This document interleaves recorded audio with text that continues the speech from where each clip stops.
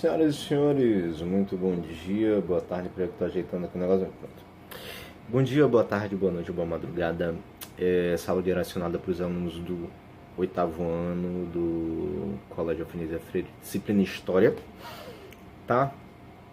E a gente vai começar agora a parte da unidade 5, a página 136, falando sobre o primeiro reinado e regência.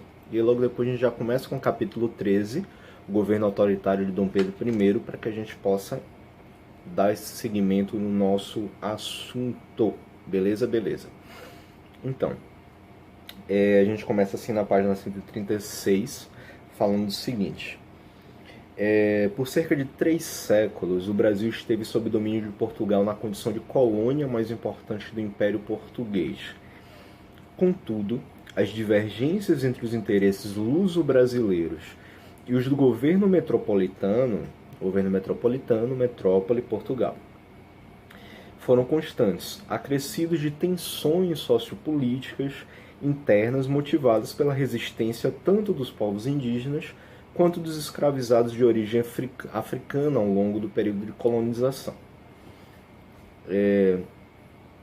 Então, essa relação entre Brasil e Portugal sempre foi muito cheia de embates, muito cheia de conflitos, porque simplesmente você está começando a explorar um território que não pertence a você, que quando os portugueses chegaram aqui no Brasil já existiam os indígenas, e logo depois, quando eles, a partir de 1520 mais ou menos, eles começam a enxergar o Brasil como potencialmente um território a ser explorado, eles passam a trazer também diversos escravos,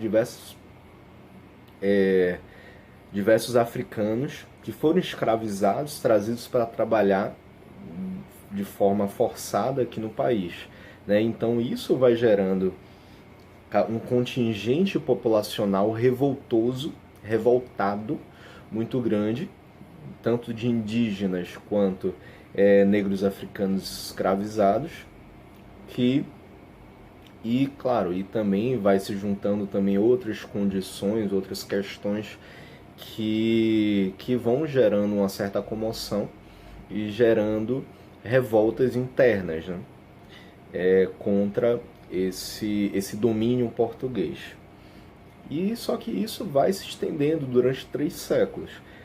E aí, com a proclamação da República, com a proclamação da independência no ano de 1822, o país alcançou, enfim, teoricamente, a soberania.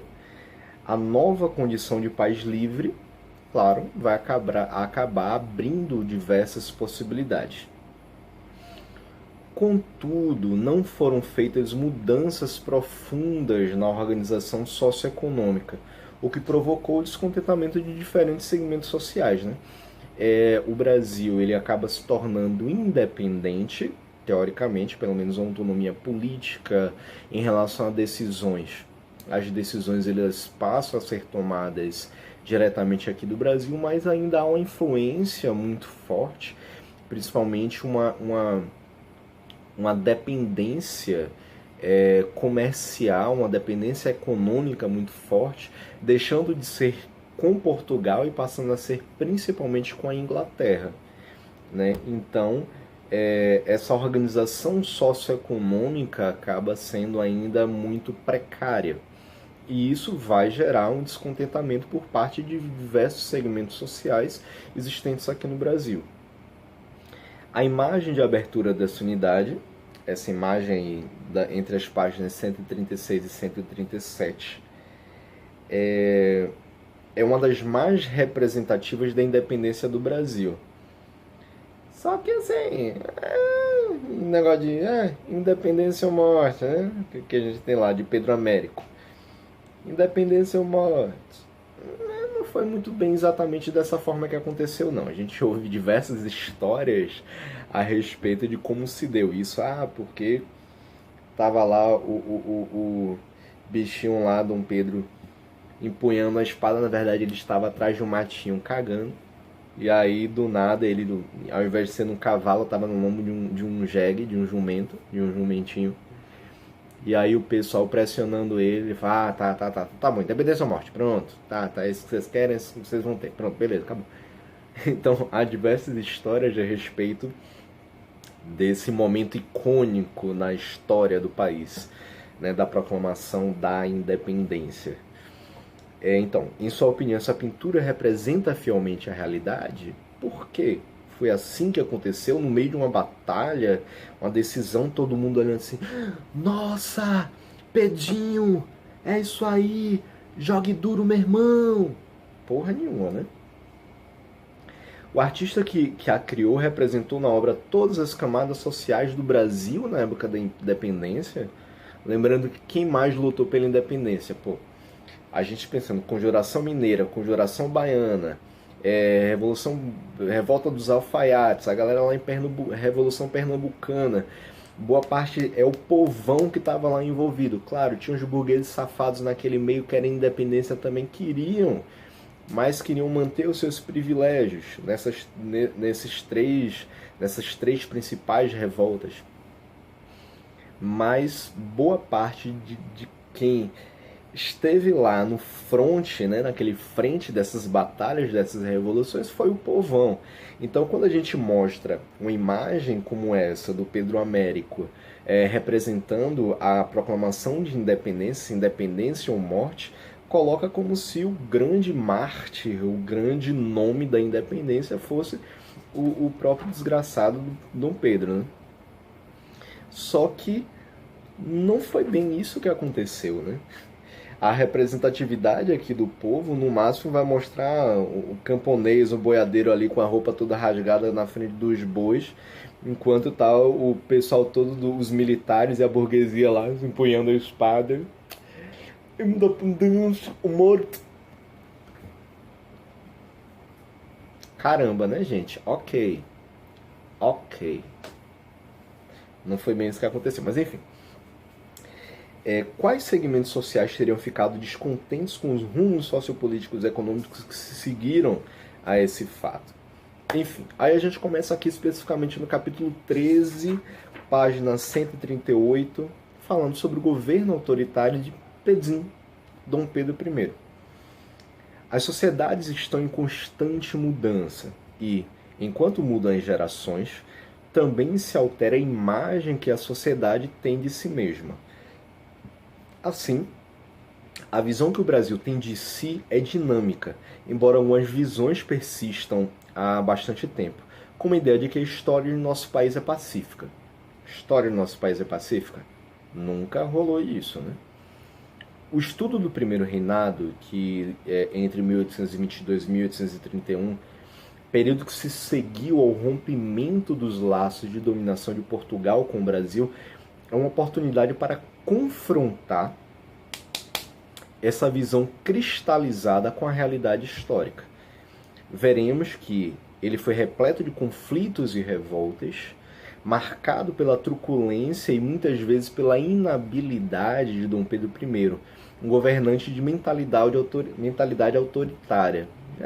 Quando a gente pensa assim, numa liderança política no Brasil que tem uma mente autoritária, ao mesmo tempo que não tem qualquer tipo de habilidade política, que é basicamente um governante de merda, a gente pensa logo, né, em quem? Não sei em quem vocês estão pensando, né? Que chama aí falando que o Brasil tem que deixar de ser um país de maricas, né? Então, gente, leiam as notícias, tá? Leiam jornais importantes e tal. Tem um presidente aí que depois de Joe Biden eleito lá nos Estados Unidos está querendo declarar guerra contra os Estados Unidos, né? Só sendo muito idiota mesmo pra isso, né? E ainda chama o povo brasileiro de maricas porque não está enfrentando a pandemia do jeito que ele queria, né? Todo mundo indo pra rua e morrendo na rua. Mas enfim, a independência, embora tenha sido precedida por movimentos emancipacionistas, antecedida, né? Antes da independência, você tem diversos movimentos emancipacionistas que lutavam por essa emancipação, que lutavam por essa independência do país. Traduzir os interesses de uma minoria da sociedade brasileira, aquilo que a gente falou. houve uma participação muito forte da burguesia, mas eles queriam manter os privilégios dele. Queriam a saída de Portugal do poder do centro de decisões políticas e administrativas no país, mas queria se manter dentro de uma esfera de privilégios. Então, essa elite que aqui estava no país estava cagando e andando para a galera que era escravizada, para a galera que não tinha dinheiro. Afinal de contas, eles queriam inclusive manter esse sistema escravagista vigente no país. Eles não queriam tirar deles próprios esse privilégio, né? Mas a única coisa que eles queriam era essa autonomia política e administrativa em relação à metrópole, em relação a Portugal. Era um rebanho de burguês safado. Após o Brasil se desligar de Portugal, quase metade da população era constituída de escravos, portanto excluída dos direitos de cidadania. Esse cenário moldou os acontecimentos do governo imperial de Pedro I. Aí a gente tem essa imagem do Jean-Baptiste Debré, quer dizer, de Dom Pedro I, né, mais desenhado pelo Debré, em que aqui diz o seguinte: Debré utilizou diferentes recursos para enfatizar que, apesar de haver nascido em português, o imperador Dom Pedro I tinha vínculos com o Brasil. O manto, bordado em ouro, remete ao poncho, peça típica do vestuário de paulistas e gaúchos da época. O poncho, que também a gente acaba vendo muito no Chile, no Peru, esse poncho que é esse lençol que o cara encaixa a cabeça e fica assim, passando uma capa, né? As insígnias dele são brasileiras e ele é sobreposto por uma mursa, manto curto que cobre o tórax. A mursa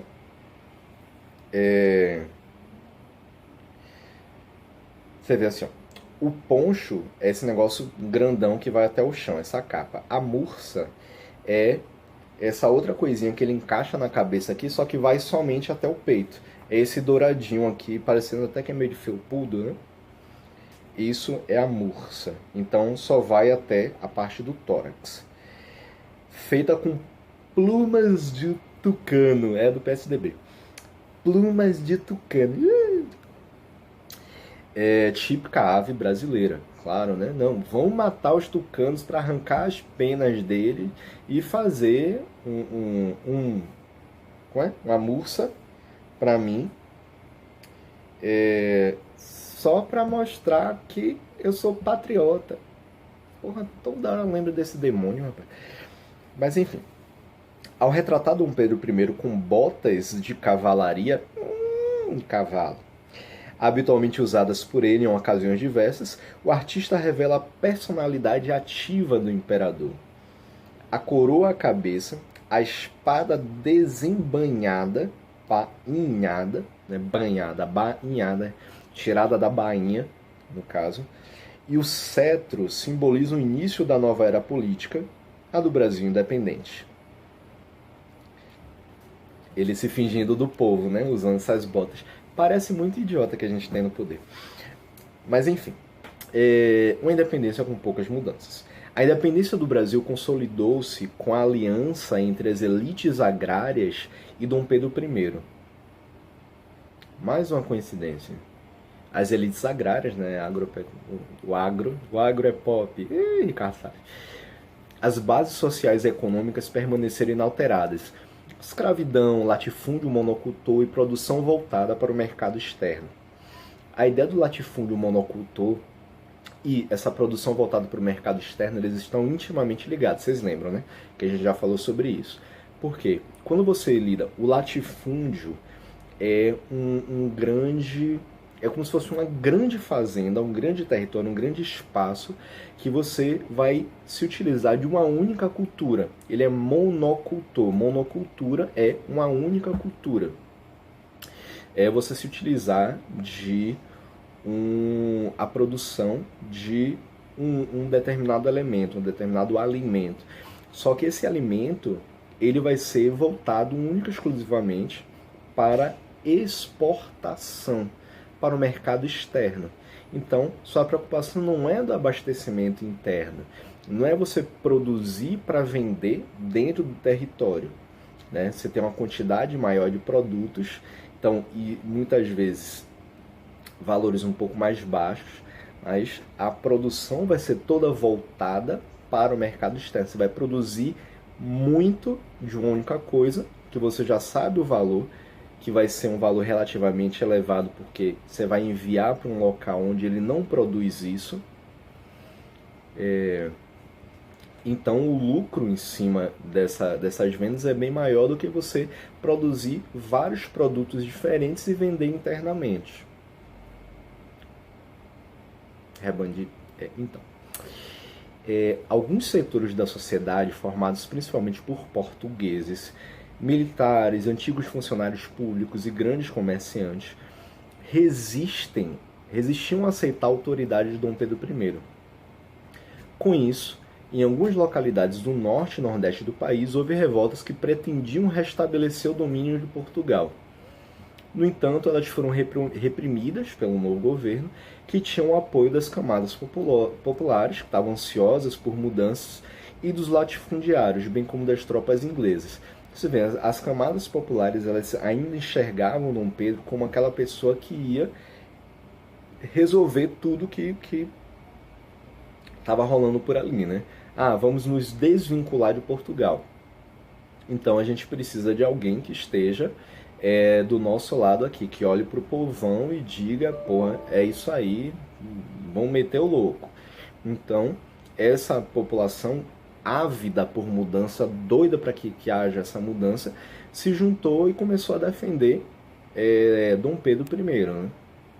Mas a galera do norte e nordeste do país já estava de olho assim, falando, porra, isso daí não tá dando certo, velho. Só que, erroneamente, né, estava pensando que o ideal seria voltar às mãos de Portugal, que, pelo menos, tava uma bosta, mas tava uma bosta controlada, né? Com Dom Pedro, a merda vai feder pra caramba.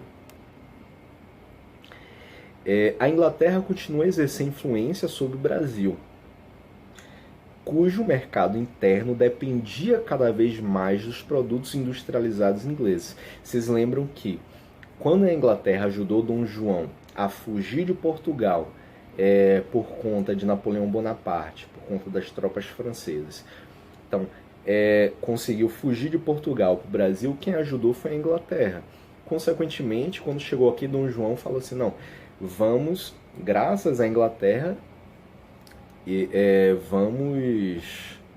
vamos permitir então que os ingleses eles possam ter determinados benefícios aqui com a gente, né? Então isso foi mantido. Deixa eu apagar o negócio errado aqui. Isso acabou sendo mantido, claro. Afinal de contas, você ainda tinha essa necessidade muito grande da Inglaterra. O Brasil acabou tendo essa necessidade muito grande da Inglaterra, mesmo depois da independência. A relação já estava muito forte, né? A dependência já estava muito forte. Não dava simplesmente para se desvincular da Inglaterra dessa forma. Então, nesse caso, o mercado interno brasileiro acabou dependendo cada vez mais desses produtos que eram industrializados que vinham da Inglaterra. Era necessário organizar a nova nação, criar uma estrutura administrativa e obter o reconhecimento de outros países. O maior desafio de Dom Pedro I, entretanto, era governar uma nação cuja composição social ainda era bastante instável. As elites agrárias eram certamente as mais influentes, claro, eles tinham mais poder, tinham mais dinheiro, então, consequentemente, eles tinham um poder de decisão maior e de influência sobre o governo também maior, né? Mas os grupos sociais das diversas regiões eram múltiplos e, como tal, tinham interesses e projetos políticos bastante diferentes. Todos eles desejavam ser atendidos pelo imperador. Afinal de contas, você tem um território vastíssimo, que era o Brasil, que é o Brasil. Então, cada parte desse território tem um determinado uma determinada forma de pensar. Até mesmo porque o comércio, o mercado para eles vai ser diferente. Um vai produzir mais determinados produtos agrícolas, outro vai ser mais voltado para a pecuária, um outro vai ser mais voltado para a mineração. Cada um vai ter um interesse diferente em relação a esses produtos que eles têm, em relação ao que vem da Inglaterra, que vai ser importante para eles. Né? Quer ter um tipo de desenvolvimento diferente em um determinado local que vai ser o oposto de um outro, dentro desse mesmo território. Né? Então há sempre essa dificuldade de diálogo por a gente ter múltiplos pensamentos, múltiplas culturas dentro de um mesmo território. Então, uma pessoa tomar decisões administrativas, políticas e sociais para todo o país, claro, vai acabar tendo diversas dificuldades. Né? Rompendo com Portugal, o Brasil constituía-se como uma nação livre e soberana. Para que uma nova nação se estabeleça, é necessário que um novo regime obtenha reconhecimento dentro e fora do território nacional. A guerra se trava não somente contra as forças portuguesas de fora. Em lugares como a Bahia, ela aconteceu contra lusos brasileiros fiéis à própria metrópole. Né? Então, houve alguns embates internos, algumas disputas internas, até mesmo porque dentro do território havia aqueles grupos que ainda pretendiam que o retorno do país à condição de colônia. Foi o que aconteceu aqui no Brasil, na Bahia, que aconteceu lá na Bahia. Né? A gente não está na Bahia, enfim. E aí a gente tem a imagem de Maria Quitéria, que é uma figura importantíssima da Bahia, inclusive, que a gente tem o seguinte: quando as notícias sobre as lutas contra os portugueses chegou à vila de Cachoeira, na Bahia, a jovem Maria Quitéria desafiou o pai e os costumes sociais da época e alistou-se nas tropas brasileiras. Não era permitido naquela época que as mulheres pudessem lutar com os militares, ela se alistar ao exército. Né? Então ela se fantasiou de homem para poder lutar junto ao exército. Então, inicialmente fazendo-se passar por um homem. Mostrando disciplina e bom manejo com as armas, ao ser descoberta, os oficiais a mantiveram no batalhão de caçadores voluntários do príncipe Dom Pedro, em que chefiou um grupo de mulheres no combate que derrotou os portugueses. Mulher miseravona, tá vendo aí? Pelo feito, recebeu a condecoração Cavaleiro da Ordem Imperial do Cruzeiro das mãos do imperador Pedro I. Então, eu vou parar essa aula por aqui, porque depois a gente vai pegar uma sequência grande de reconhecimento da independência dentro do Brasil e depois fora do Brasil, até a gente fechar a parte do autoritarismo do governo Dom Pedro com a Constituição otorgada em 1824. Mas para essa aula não ficar muito grande, a gente finaliza por aqui. Beleza? É isso. Valeu, galera. Até amanhã. Próxima aula já, né? Tchau.